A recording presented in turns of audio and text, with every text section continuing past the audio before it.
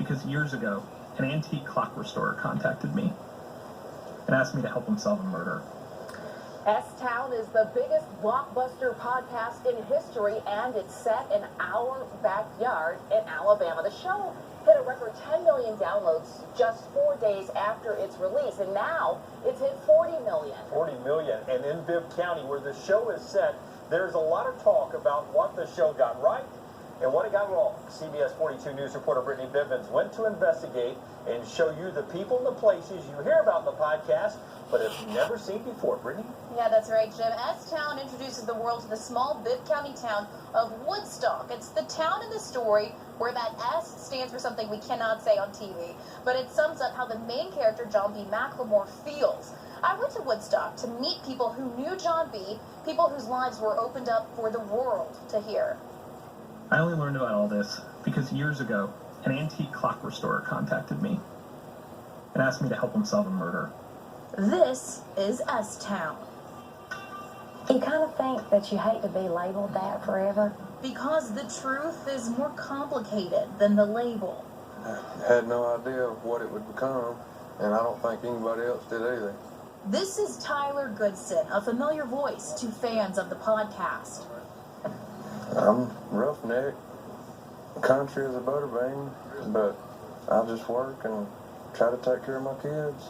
I talked to Tyler at his lawyer's office in Bessemer. He can't discuss details of the court case you may have heard about on the show, but he did talk about his friend, John B. McLemore. It's been emotional. It has been since he died, but since the podcast has come out, it's been really sad. And asked me to help him solve a murder. These are pictures of the hedge maze Tyler helped John build.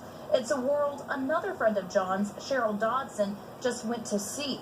She's also dealing with the fallout of S-Town. You know, people at work go, oh, what would I have to pay Joe Mamie for pudding? Yes, the pudding from the podcast. And when I went to see Cheryl and her husband, town's mayor Jeff Dodson, they shared all these food staples, now made famous. So the kids' graduation, Miss Later's going to send a cake over. You know, that's the way it works. Cheryl says it's a tight-knit, close community she knows and loves, but she feels you don't always hear that on the show.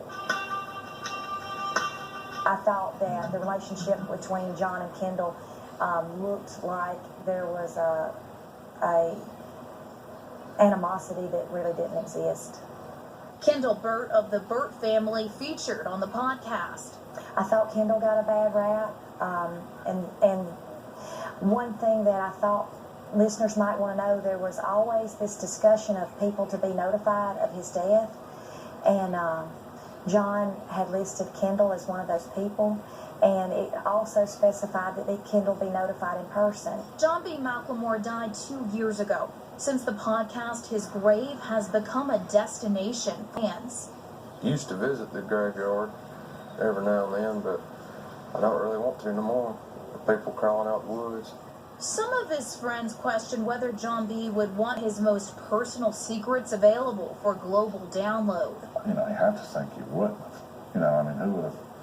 I mean, it was pretty. Some of it was pretty damn. You know, it was pretty personal. Others are determined to give this story a positive ending. This is Southern gossip at its worst and its best. Cheryl Dodson keeps a few of John B.'s belongings. The clock that brought them together, his height marked on her door. We measured John. His favorite wildflowers in his old jars. A new blog where she says she wants to share more stories of her town. A town made famous by a man and a podcast. It was actually a motto off one of the sundials. It said tedious and brief. And that's what life is, tedious and brief. I said about this podcast, I said, you know, if we take anything away from it, maybe it shows us how we could be a little bit more compassionate and understanding of others. Maybe we can take that away from it. Woodstock leaders have told me they've seen visitors from all over the world who want to see S-Town for themselves. We have more photos of the places and characters from the podcast and other web exclusives over at WIAT.com. Live in the studio, Brittany Bivens, CBS 42 News, local coverage you can count on. There is